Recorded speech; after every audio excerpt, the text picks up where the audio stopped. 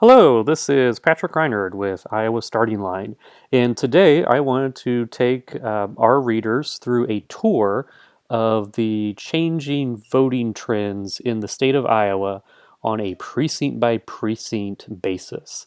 I'm putting this together because Decision Desk HQ this week started hosting this incredible precinct by precinct map that was created by this Ryan Rolla.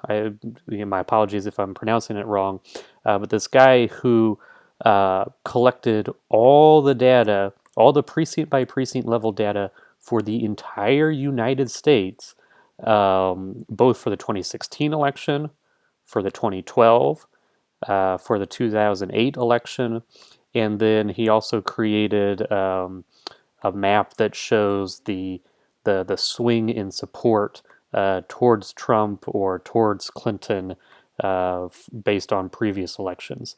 And this thing is just really incredible. I was thinking about doing a post on it, but honestly, I tried to think through of how I was going to do it, and taking different pictures of this and that, and I figured the better way was just to kind of show you all in a video and go on a tour. But the big reason I'm excited for this is that county by county maps of election results are interesting, but especially as the country becomes more polarized and Democrats are able to win by by running up the margins in urban areas. Taking a look at how the results happen by individual precinct, I think, is a lot more instructive. So we're going to do that, and where I think is going to be best to start off to kind of take you through which each of these maps and the colors mean. We're going to start off down in southeast Iowa. We're going to take a look at Burlington, Fort Madison, the Mount Pleasant, and Keokuk area. This was a part of the state that saw really big swings to Donald Trump. This was your typical blue-collar, union-heavy areas that used to be a solid base of support for Democrats, but was not so in the 2016 election. So let's first take a look at, this is what it looked like in 2012.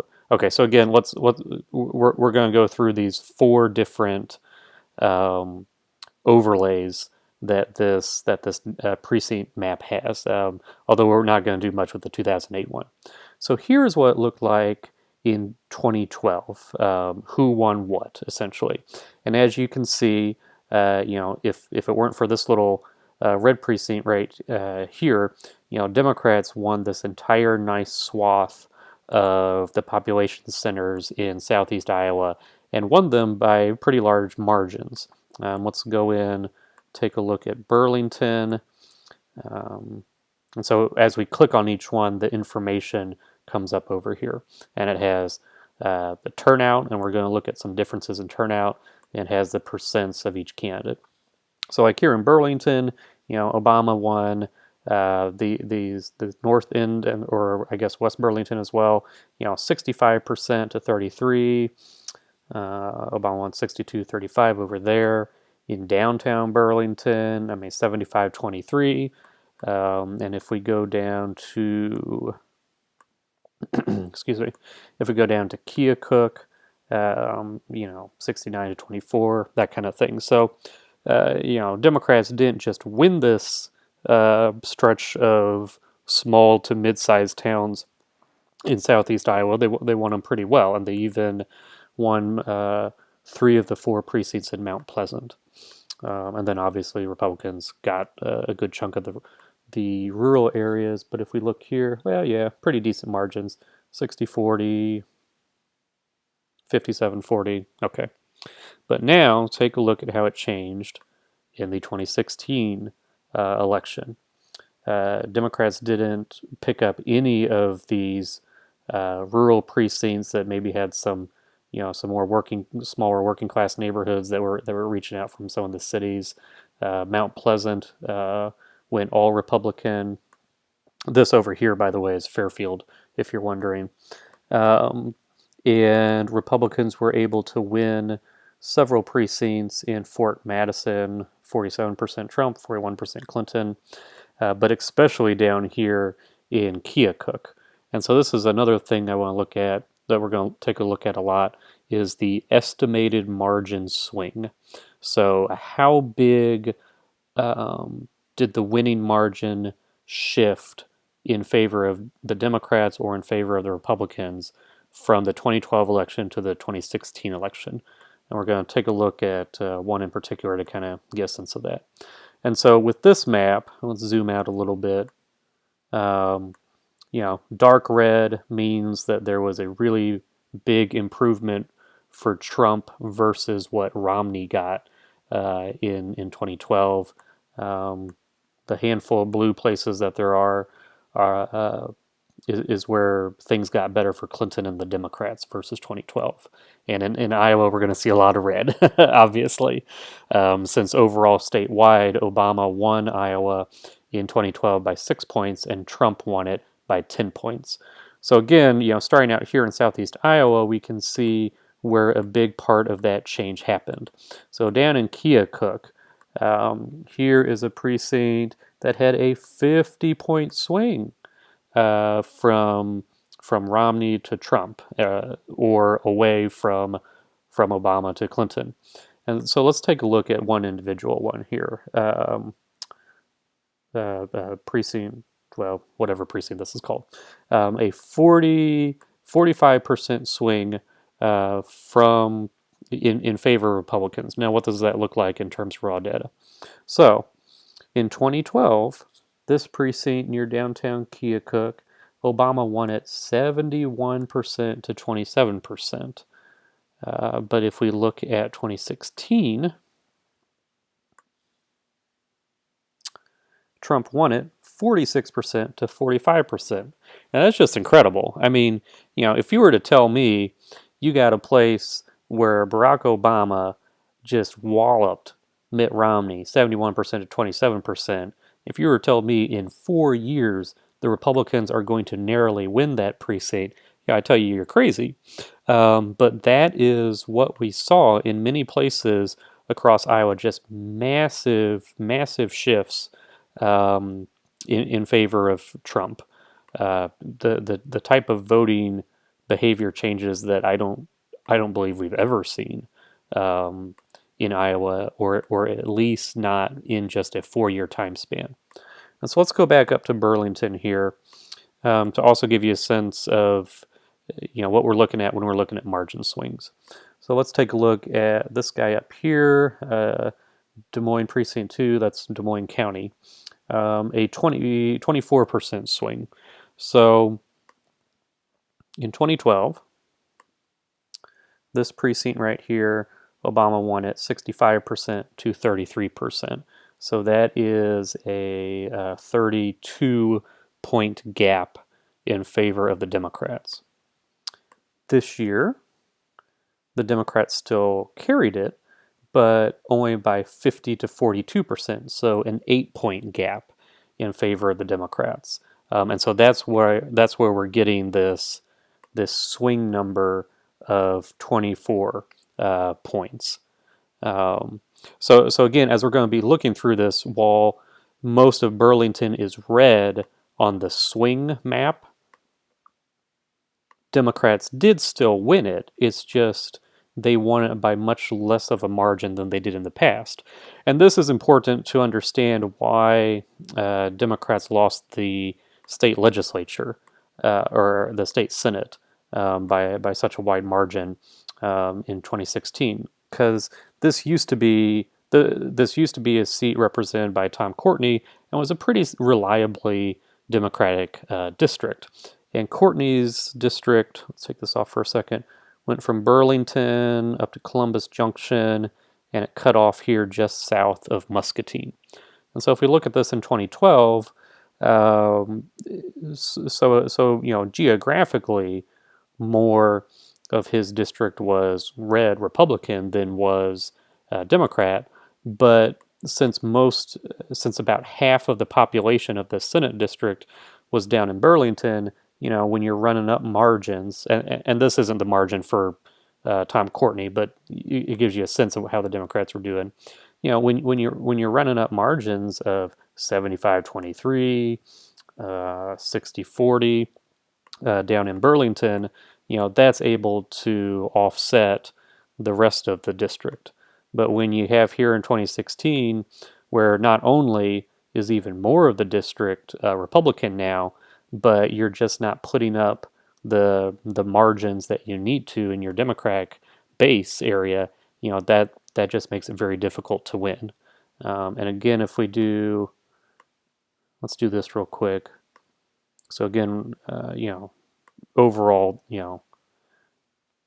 looking at the precincts that changed, it's quite a difference from 2016 to 2012. Okay, now that hopefully you've got a sense of what the different maps and the colors mean, let's zoom out and take a big look at Iowa. So let's go through all the election cycles here. 2008 presidential election. And again, the nice thing about this that kind of gives you some better information is that, by seeing it precinct by precinct, as opposed to just county by county, now you can really tell how Democrats used to win large sections of these rural areas in eastern Iowa. I mean, the Democratic base in the state has always been, the couple main counties of Polk County, of Lynn County, and of Scott County. But the way that Democrats were able to offset, big losses in western Iowa is that we were able to maybe not win by huge margins, but we were still able to win a lot of these northeast Iowa small towns, rural townships, and that kind of thing. Okay, so that's what it looked like in 2008. In 12, it's not as good, as you can see, the change there. But Democrats are still winning a lot of northeast Iowa. But now we get to 2016. And now this looks like more a traditional kind of map that we're going to see in other parts of the country, where the only places that Democrats win are in the urban areas. The only little rural parts are a handful of places around Decorah and around Iowa City with the university. And so again, let's kind of see the difference there from there to there. Democrats still doing very well in the urban areas and actually doing better in some places, but clearly Democrats lost a big chunk of their geographic base. And what's interesting about this, as we pull out to the national map, this part, so this region right here I think it's called the Driftless region. This part that is, let's take this off. Oops, wrong thing.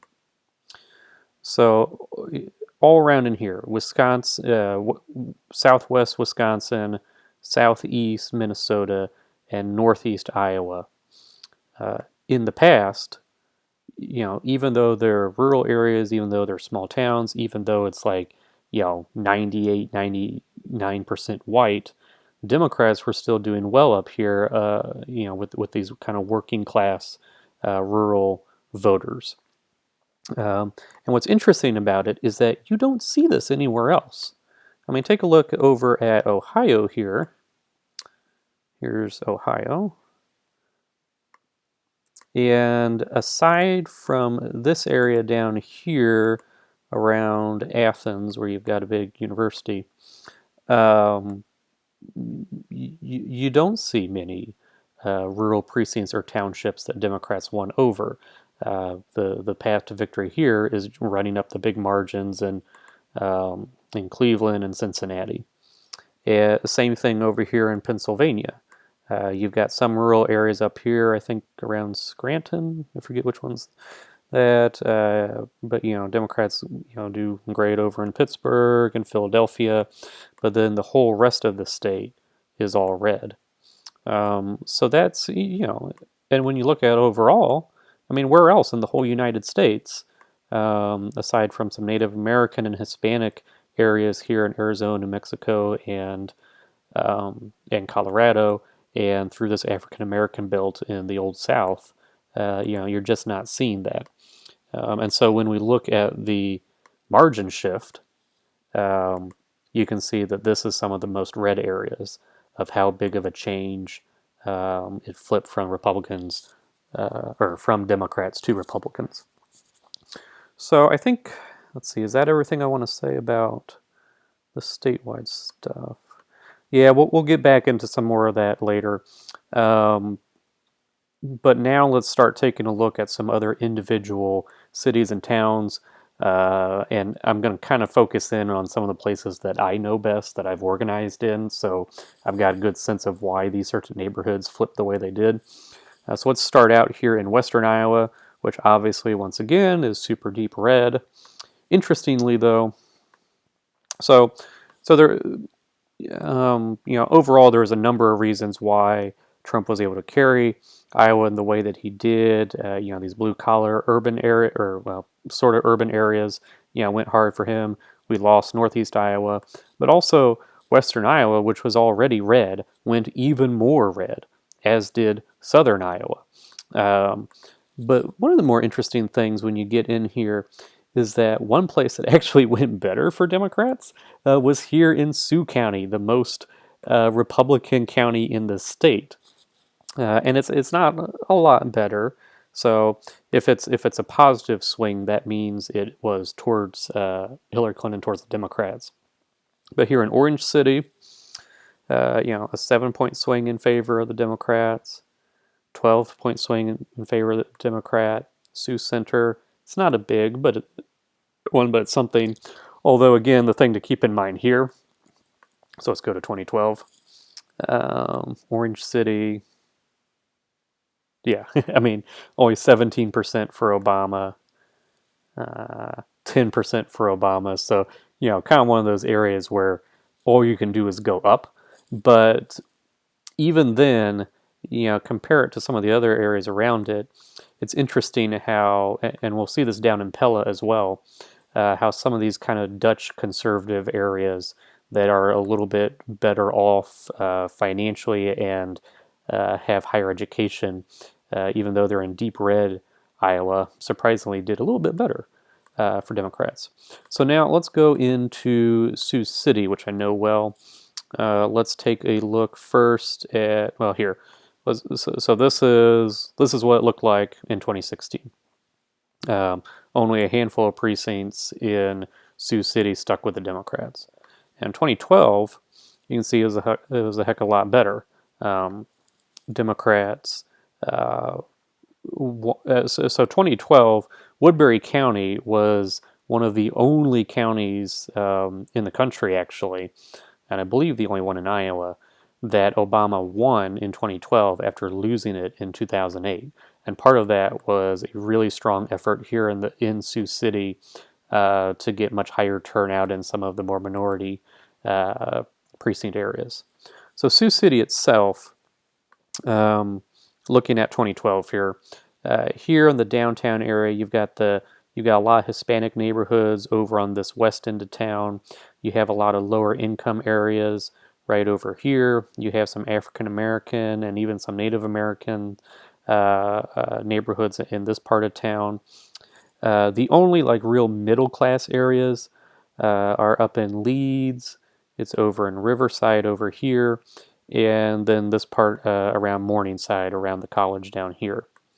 The north end of town is the really rich part. Real nice houses. You have the country club up here. This little section in here is sort of the swing area of town. This is like your upper middle class area. There's not like a middle class area in between. It's just off to the sides. So that's kind of the layout of Sioux City. And again, here in 2016, Democrats lost all of working class Morningside. They lost all of working class Riverside and Leeds. They lost ground in kind of the swing areas, and were reduced to only winning this part. But let's take a look at the actual margin swing, which is interesting. So, if you had to ask me before looking at this, what were the two precincts that Trump did, improved in the most. This is exactly what I would have told you. Precinct 13 over here. Whew, boy, a 47 point swing from in favor of Donald Trump. And this area over here, it's very low income. It's actually, there's a lot of houses like up in kind of the hills, kind of back off the roads. It's kind of an odd area, but very low income, mostly white. There are some Hispanic streets over here, but mostly poor white uh, people, and that did much better for Donald Trump. Over here in Riverside, this used to be a strongly Democratic area, a real working class neighborhood here along the river, and that went hard for Trump this time, 43%. I actually thought Leeds would have gone more, but it's 28%. That's still a lot. Interestingly, um, it was the north side of town. This is the country club up here, Country Club Boulevard there, that actually did a little bit better for the Democrats, but that was the only part in town, and it only did a little bit better. A little surprised that this Hispanic area town, boy, a 34-point swing, didn't do as well. Let's see if that had to do with turnout. So this is what we're going to do a couple times here, is look at turnout. In 2012, turnout was 778. In 2016, yeah, 674. So that's a pretty decent drop in turnout by, what was the first one? About 100 votes? Yeah, more than 100 votes. So I think what you're seeing there, even though this is a heavily Democratic precinct and it's mostly Hispanic area, it went better for Trump. I would assume with the lower turnout being fewer Hispanic voters turned out to vote. That would be my guess. Okay, anyway, that's Sioux City. Now let's take a look at ground zero for Trump, for the Trump phenomenon down here in Council Bluffs. Now, if you were reading Starting Line back in February of 2016, right after the caucus, I wrote up a whole piece about looking at the results from Council Bluffs, precinct by precinct, and how it went for Bernie Sanders and Hillary Clinton, and how Trump did during the caucus. Because this was my turf that I organized for Hillary Clinton in 2008, so I know it real well. And from what I was seeing from the caucus results, I was telling people Democrats need to look out for Council Bluffs here, because this is going to be exactly where Trump does well. Whoops, didn't mean to zoom out. And so let's take a look. 2012. Actually, let's go back to 2008 because this is interesting. So 2008, here you see the city of Council Bluffs. So Barack Obama did well on the west end of town. And this over here, this is your working class white area of town. The stuff north of Broadway is a little bit better economically than the stuff south of Broadway. You got a couple trailer parks over in here, definitely low income, but they were still voting Democratic. See here, 63% Obama, 61% Obama, 57% Obama, and this is all pretty much all white. You have your downtown area, and then you have the hills of Council Bluffs, which is all around in here, which is some of your nicer houses.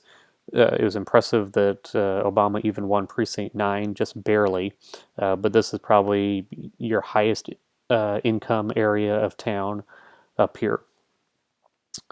And this part over here, this is all the new development part of Council Bluffs.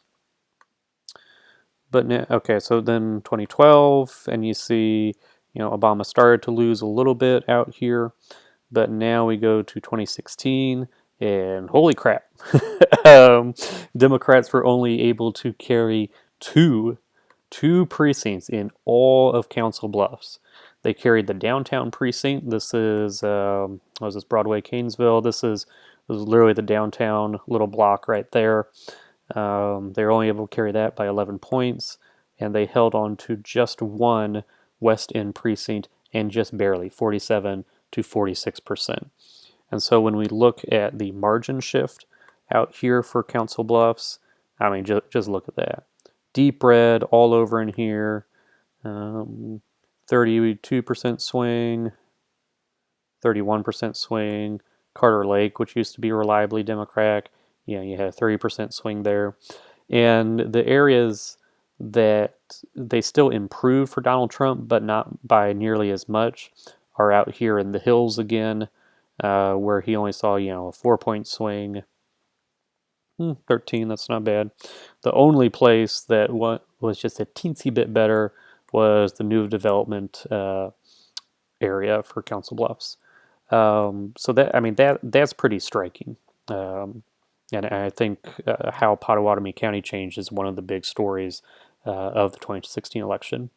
Now, since we're over here, I also wanted to take a quick look at Omaha. Just do a little quick skip over the river. And what's fascinating here is, look at the colors over in here, and just all you gotta do is hop over the river into Iowa and look how deep red the margin shifts were in Council Bluffs compared to Omaha as a whole. Now, Omaha did have a couple of places that went better for the Republicans. Down here on the south side of town, which I believe is kind of the working class area, if I remember my Omaha geography correctly. And then the other place might surprise some people, but here on the north side of town, which is the heavily African American area of town, it didn't necessarily go better for Republicans, it just went less good for Democrats when we didn't have, a historic African American presidency. Because if you take a look at some of these, 11-point swing in favor for Republicans, but if you look at the 2012 map, let's take a look at some of these. Yeah, yeah, 98% to 1.5%. It's kind of hard to, you're only going to go down from there essentially. And so while this place, while North Omaha was still heavily Democratic, let's see, yeah, Hillary still won 90 to 6, but since it wasn't, a historic African American presidency, you're just not going to get as good of turnout. But the interesting part, for Omaha is downtown area did better for Democrats, but most fascinating is that all of the western suburbs, which used to be the very Republican area, is moving more toward the Democrats, all of it, even down here in Lincoln, which had big shifts in support of Hillary Clinton. And we'll talk about this a little bit more when we look back at Iowa, which let's get back to Iowa since that's what this video is supposed to be about. And now let's take a look at some actual good news for Democrats, if all my Democratic listeners haven't slit their wrists yet after seeing Council Bluffs there. Let's take a look at my favorite county of all, of course, my home county, here in Polk and Dallas, and we're just going to take a look at the greater Des Moines metro area. So, let's do this. Here is what 2016 results look like, and it's kind of what you normally see, where downtown, the south side, the east side, and parts of the near suburbs in West Des Moines were very strong for Democrats, whereas when you get out into the suburbs of Ankeny and Johnston and Waukee, they go more Republican, but not overwhelmingly so. What's interesting, okay, so this is what 2012 looked like. And this is kind of neat. So in 2012, Democrats were able to win some of these, what do you call it, urban adjacent? I don't know what you call these. Some of these more rural precincts that are right on the edge of town, or that are kind of in between, like Des Moines and Ankeny. But in 2016, Democrats didn't win those, and instead they pushed west into the county. Instead, they're doing better now in Johnston and Clive and Urbandale and West Des Moines. And so let's take a look, a close-up look now at the margin swing, which is really fascinating here for Polk County and instructive for how legislative districts, excuse me, may go in the future. So, starting out in downtown, these are the two downtown precincts. There's East Village, and here's the South Side. Now, this is always, strongly Democratic. It still went Democratic, but it went a lot better for Trump than what it has for Democrats in the past. Here on this north part of the South Side, this is the Little Italy area, and this, they saw 27-point swings in favor of Donald Trump. Way down here at the bottom, which is a lot of kind of grid neighborhoods, working class areas. There's also a big trailer park down here and over here. These areas saw significant swings toward Trump. Now, again, still heavily Democratic, but less so. These are the areas that Democrats need to run up a big margin, and it didn't happen as well. See, like in the past, this is still pretty dark blue, same as the rest, whereas this year the South Side was a more lighter part of blue. What should be particularly concerning for Democrats is some of this East Side did not do as well, and this area kind of in here is where a lot of the Hispanic population of Des Moines is in. Up here is where the African American population is, and again, you're seeing shifts toward Trump up here, but it's kind of like in Omaha where, these places were already overwhelmingly Democratic, and you couldn't get much better. And I think there probably also as a turnout issue would be my guess. Let's check here. 980 in 2012. How much was that precinct in 2016? 980? Yeah, down to 904. So you had a turnout issue in a lot of the African American areas, in a lot of the Hispanic areas, and that allowed Republicans to do better than what they used to in some of the Democratic base areas of Polk County. Now, that is bad news for Democrats statewide. It is a little bit, not a lot, but a little bit of good news Polk County is for Democrats on the legislative level, because while the margin shifts, while Trump did much better in this area of town is still and always going to be solidly Democratic. There's no chance that a Republican's ever going to get elected to the state house or to the state senate from this part of town. But what's good for Democrats is that the areas that are a little more swingy are moving toward the Democrats in some of these legislative districts in Ankeny, Johnston, Urbandale, Waukee, all those kind of areas. So now let's take a look at the good news for Democrats, especially here in Polk County, especially in the suburbs. First, before we get there, so some of the biggest changes, and we're going to see this a lot, is in essentially the richest areas of the state. A lot of the improvements for Democrats are in the really wealthy neighborhoods, both ones that were formerly Democratic and ones that were formerly Republican. These are also the areas that have very, very high education.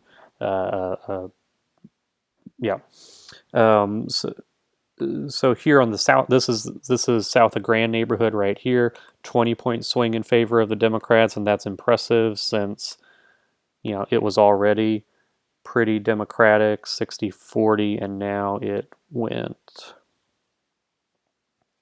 68. Ooh, Trump only got 25% in the South of Grand neighborhood, which I suppose isn't that surprising.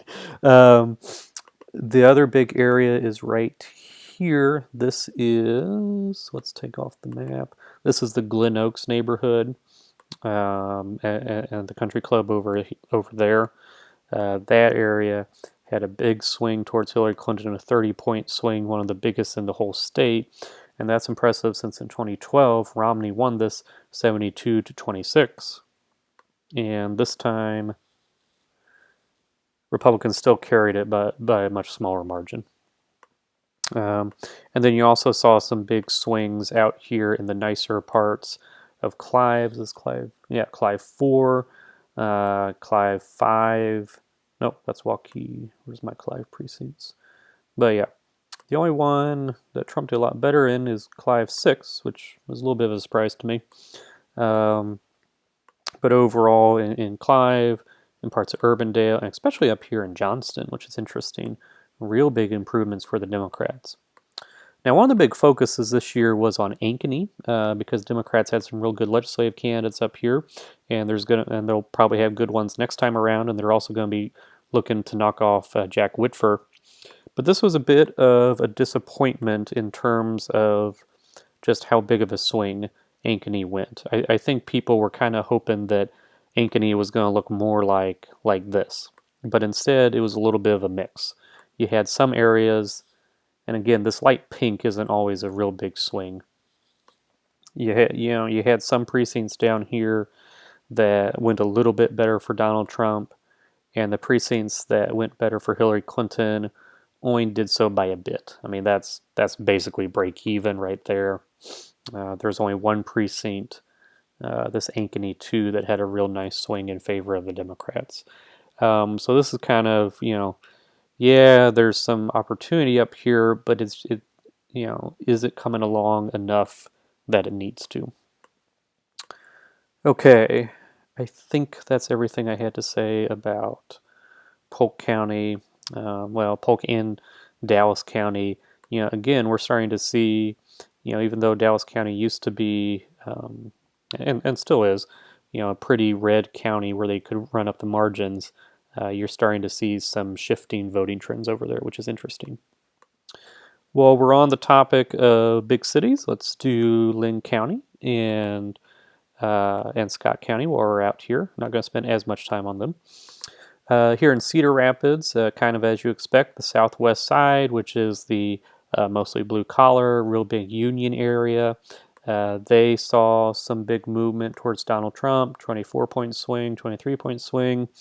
And again, kind of in the Ankeny situation up here in Marion and Hiawatha.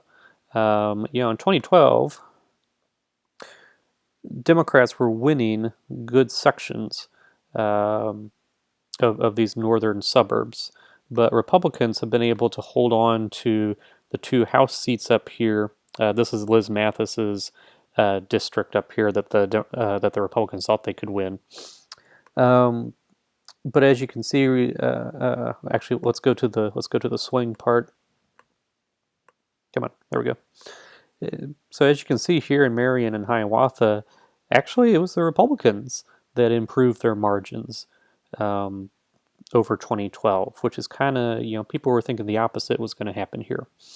You had Democrats do better in parts of Marion and parts of Hiawatha, but not quite enough to offset some of these other changes. So that's kind of a disappointment, and something that Lynn County Democrats should really watch closely, because this was an area where the party was really optimistic about, and maybe, once Democrats don't have a candidate like Hillary Clinton that turned out to be really unpopular, maybe kind of some of these blue voting trends will take over, but I'm not sure.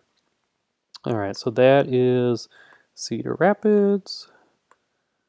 Let's go down here now to Davenport, Scott County. So here's 2016. So down here, this is all Illinois. This is the Iowa side. Here's Davenport, and here is Bettendorf. This is what it looked like in 2012,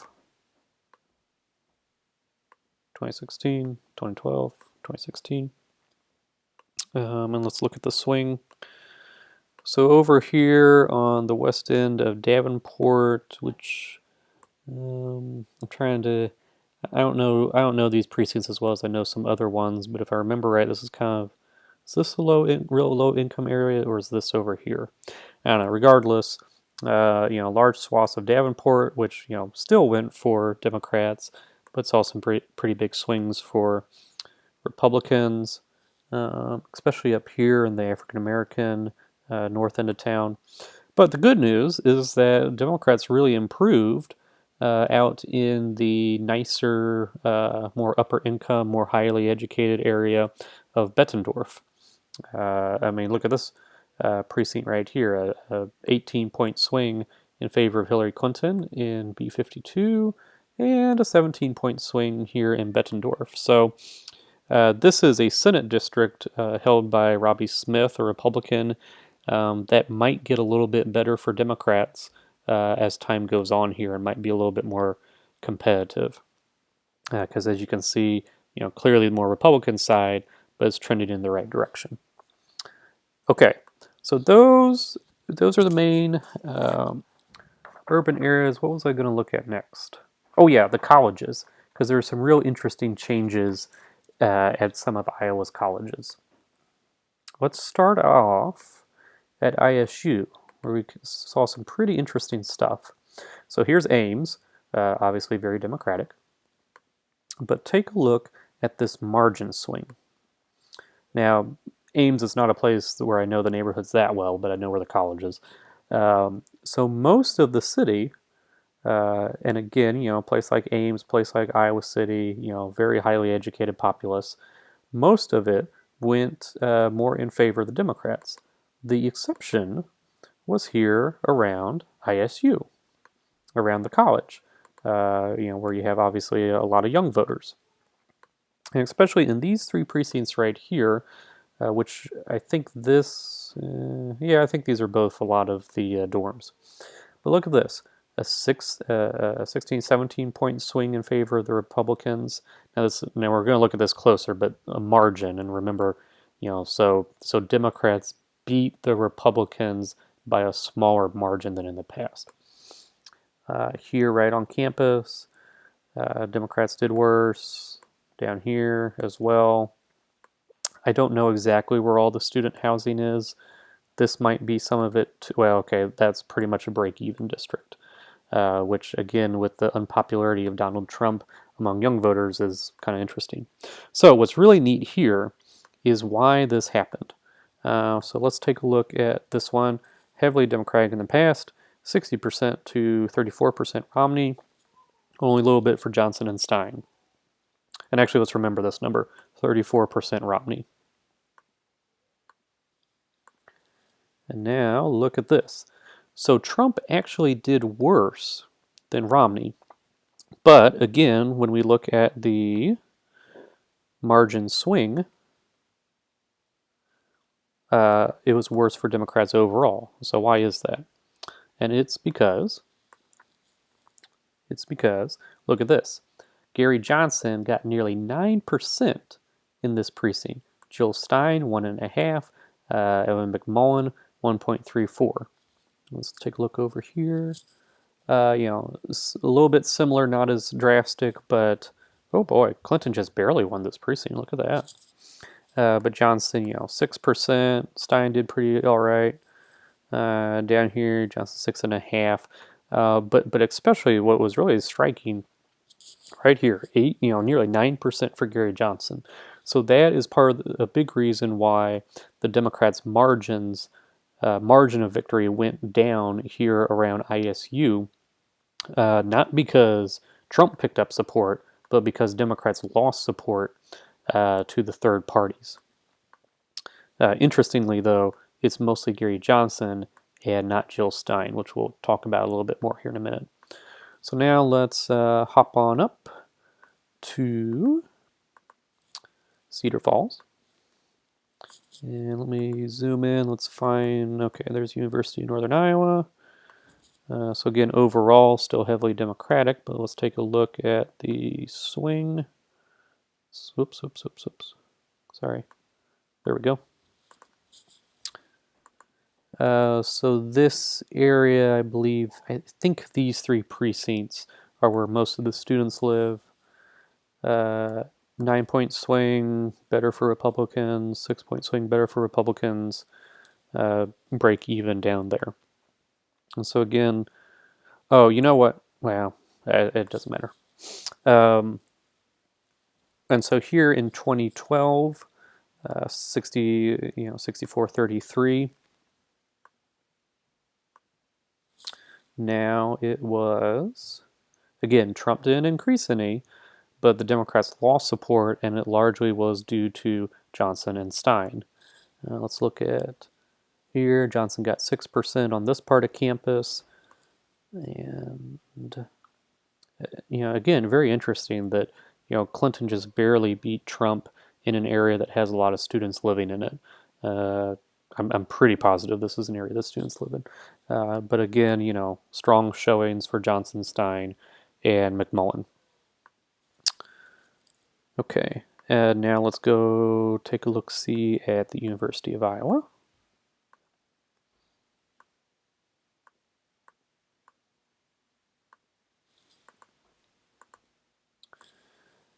Now, most of the students, I was reading John Dee's post on this to make sure I had it right. Most of the students live in this area all around here, either on the dorms. Most of the dorms, I believe, are in this precinct right here, and then you have just a lot of student housing and apartment complexes over here. So again, overall, Democrats still did well here, although it's kind of interesting that this was one of, the darker blue areas are more of the townies. And so let's take a look at the margin swing here for all of Johnson County. All of Johnson County, or most of Johnson County, did a lot better for Democrats and Clinton, especially these parts of town and north of Liberty. But you'll see this one area right here where a lot of the dorms are actually didn't do quite as well. But over here where a lot of the students live, 11-point swing for Democrats, 11-point swing for Democrats, 11, 5. That's pretty good, especially when you consider that, Barack Obama did really great with college students when he was running. And let's take a look. Here, Johnson, 5, Stein, 1, Johnson, 5, Johnson, 4.5, Johnson, 6, Stein almost got up to 2% there. So this is an interesting difference between ISU, UNI, and Iowa City. And we're going to see this even more when we look at the private colleges. ISU had a much higher percentage for Johnson than some of these others. Some of these other places, UNI had a little bit better. So it's kind of interesting to see, especially how ISU, well, when we think about the three universities, historically, the University of Iowa is the most liberal. The students are the most liberal. Then usually you have ISU, and then you have UNI. So this kind of, these trends kind of went as you might expect, where the students here didn't break as much with the Democratic Party. ISU students really did, and to a slightly lesser extent, UNI did. But what's really kind of interesting now is that we're going to look at several of the private schools. Let's find Drake University to start off with. Here we go, Drake. And Drake students, we're just going to look at this. It takes in some of the neighborhood, but this is where most of the students live in the dorms. Right there and right there. So both these areas, 70% Clinton, 70% Clinton. Only, about 6% Johnson, which is kind of decent. 6% Johnson over there, and almost 2% Stein. But overall, these areas went better for Clinton. Oh boy, look at that. 17-point swing in favor of the Democrats. This is, this is definitely, obviously, much bigger than what you saw at ISU. So it's kind of intriguing what it looked like in 2012. 63-33. So at a place like Drake University, people were really repulsed by Trump, uh, abandoned the Republican Party, but they migrated less so to the third party candidates than you saw specifically at ISU and UNI. Now let's take a look up at Luther College, because the nice thing about Luther College is that most of the students live in one precinct, so you get a pretty good idea of it. Up here on the northwest side of town, most of the dorms, I believe, are right there. In 2012, and let's also look at the turnout here. I've been meaning to do that, and I forgot. 733 in 2012. 835. So this was here's a Democratic precinct that actually saw an increased turnout, and I meant to show that at some of the other precincts, even ISU had a surprising increase in turnout in some of their college precincts. But take a look at this. So with higher turnout, and man, look at that, a 14%, kind of like at Drake, a 14% improvement for Democrats. And part of the reason for that here at Luther College, look at this. Only 2.5 points for Johnson, not even a point for Stein. Let's take a quick peek over here. There may be some students over here, but even over here, Johnson only 4%, Stein less than 1. Let's take a look at one more college, private college. Let's find Grinnell. Where am I? Waterloo.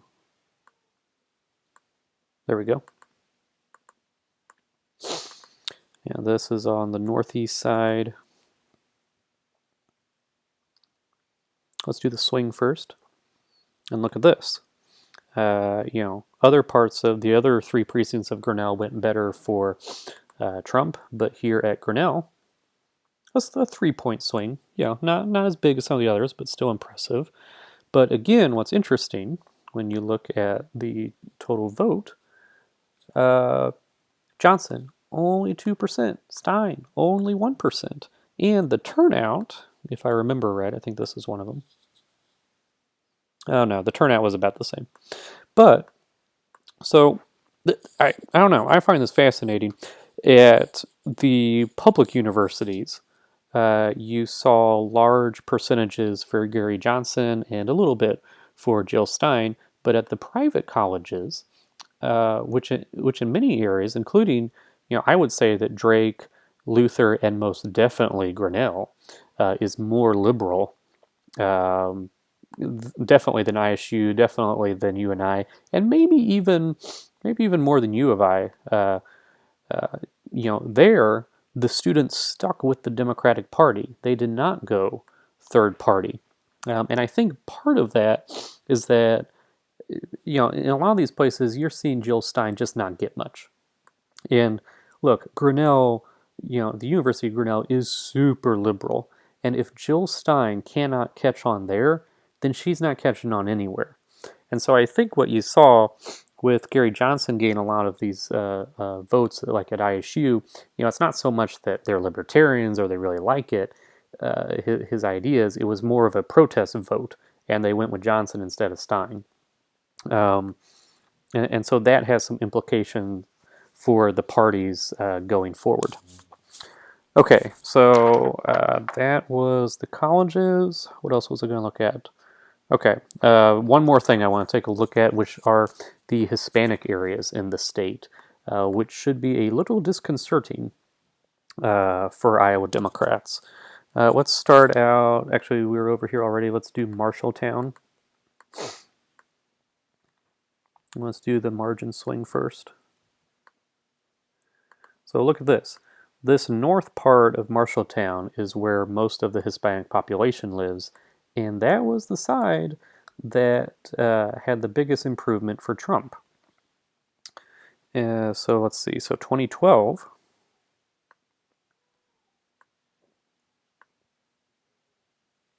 2012, you had, 85% Obama, 13% Romney.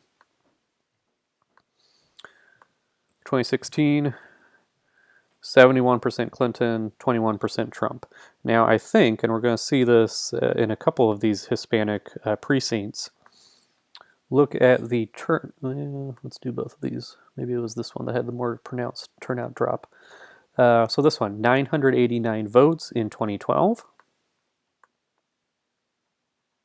Only 860 votes in 2016. So turnout was down in these Hispanic precincts, which has probably contributed to that. Let's go over and look at Perry, which has a large Hispanic population in the entire town. Now, this was still won all three precincts. Whoops. Let's get back here. There we go. But this, all of them had a better margin. The Republicans did better than they did in the past. And so again, let's take a look at the turnout. 862 up there in 2012, 813, so a little bit of a drop. Let's take a look at this one. 925 turnout in 2012. Yeah, 850 in 2016. So again, that probably had something to do with it. Where else was I going to look? Well, we already kind of saw the same thing in East Des Moines. Let's go to Columbus Junction,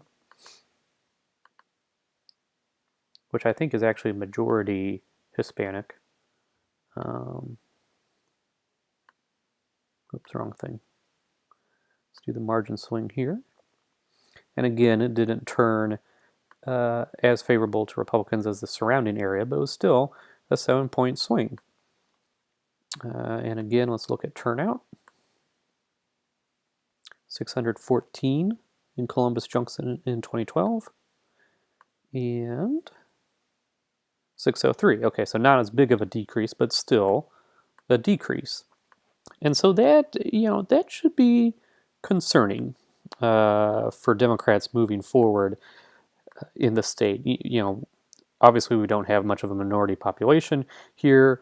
We do have increasing Hispanic populations. It's not, I don't think any Democrat thinks that, that's what's going to save us, but it is an area, it is a demographic that you would think that Democrats could make up some ground in.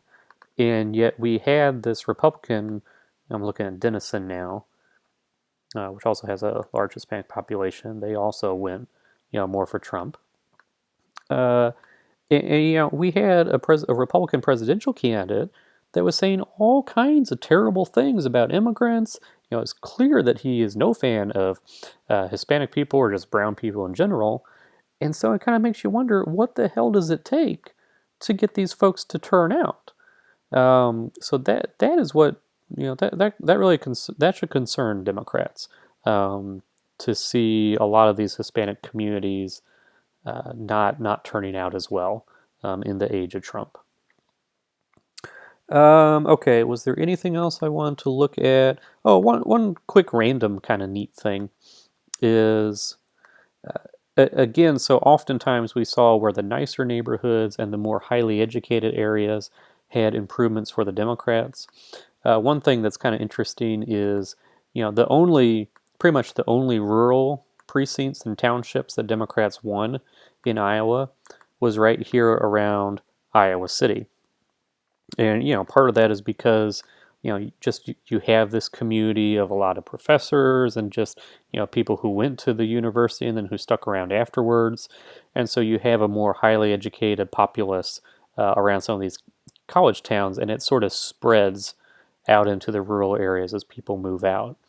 And you also see that most particularly up here in Wisconsin, where, there weren't any rural areas that Democrats won except for around Madison. This is actually kind of impressive to see how far out that blue goes, because obviously you would expect Madison itself, to go Democratic. but to see so many of these rural precincts and small towns outside of it, maybe a lot of bedroom, probably a lot of bedroom communities too. Uh, see them stick with the Democrats, and that's something. Do we see that elsewhere?